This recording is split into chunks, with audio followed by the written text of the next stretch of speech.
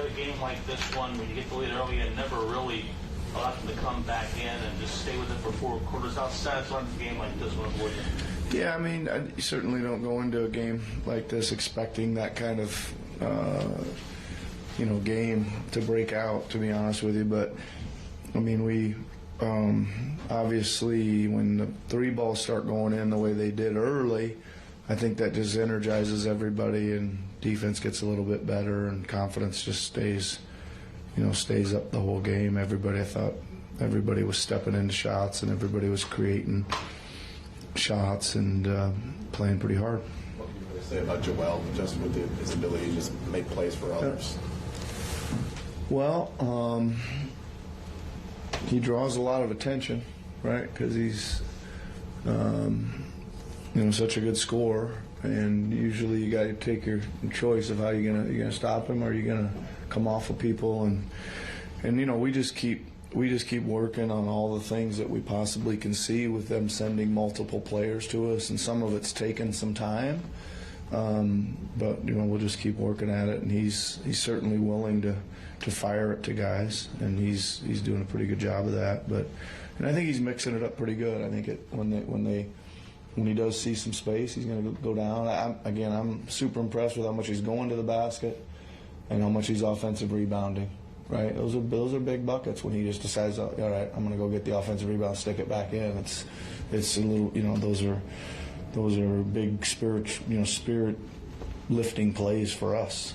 It looked like when he got those quick 2 on him, you guys went into a 2-3, it looked like, for a decent chunk of that. Was that the plan to do that, or was that a byproduct of him getting in foul trouble, and it seemed like it had some success against them? Yeah, it's a little of both, Tim. I mean, I think that's one way when you're trying to protect somebody from fouls, do go to zone some, but it was also the product of we didn't get off to a very good start defensively, right? We just were like, just something to kind of shake us up too. So that's kind of the other. Usually you're trying to change some rhythm of a game, and it was our bad defensive rhythm we were trying to change, and then that was just kind of extra as well.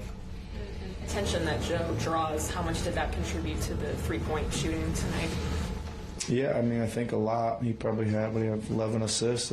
Most of those were, I'd probably say 8 or 9 of those were probably kick out for threes, and there was a couple back cuts as well sprinkled in.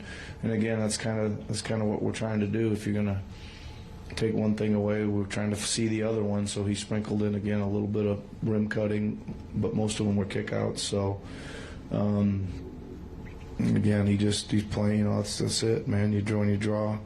When you draw attention, make the right basketball play, and he did that tonight. What kind of lift did Marcus and Patrick and that bench unit give you guys? Yeah, those 2 guys especially, they're not only out there on the court tonight gave us a lift, but they've been great lift for about the last 5 or 6 days. They've really shown some veteran presence in practice film, pushing everybody to get really focused in and locked in and stuff, and it's great that they get rewarded with some 3 balls, and I think they're both pretty good shooters career-wise. 36 to 38 for career threes, and asking them to take them if their opportunities are there. And again, it's good that they stepped into them and made them tonight. Nick, Tyrese had a 20-point first half. I feel like the script for him a lot of this year has been more second half heavy than scoring.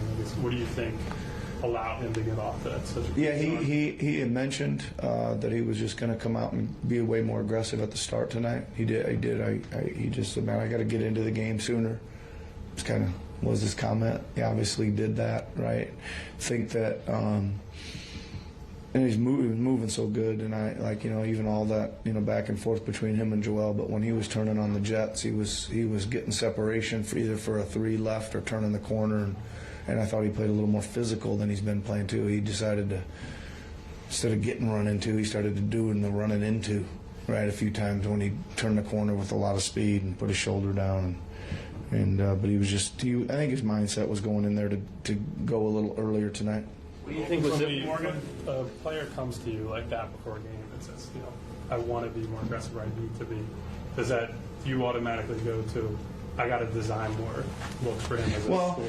I mean, listen, he creates a lot of that stuff on his own. I did more after when he started hitting some threes. I started designing. There was maybe 3 play calls that came back, and he got threes on those.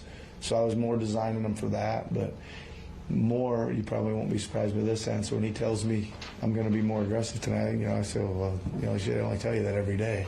I tell you that every day. But good. You tell me once, I said, well, you got a few to catch up. But yeah, so it's good. What do you think was the driving force behind him telling you that before the game and feeling that way? Just kind of what those guys already mentioned. I think he's maybe sat back and tried to get a bunch of people involved. Really trying to get people involved, and I don't know. He just decided tonight was the night he was going to be a little bit more, turning the corner. We also knew game plan wise too that we didn't think they were going to let the ball go back to Joel much in the pick and roll. So that means he's got to turn the corner, right? Nick, this is pretty easily the best passing game for Joel's career, one of them.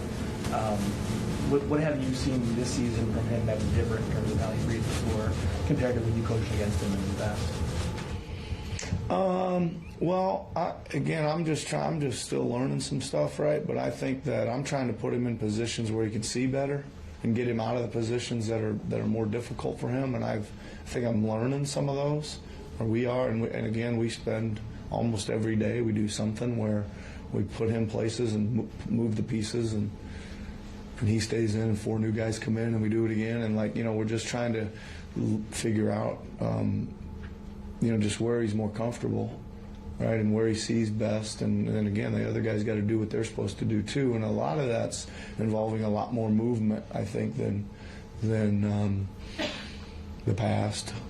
So we're constantly on, the cutting and the relocation and the respacing, rather than just standing there with your hands up. Batum in the last few days, he guarded Shea Gilgeous-Alexander. Tonight, some LeBron, even some Davis in spurts. I guess how valuable is it to have someone who can guard so many different, spectrums of the league?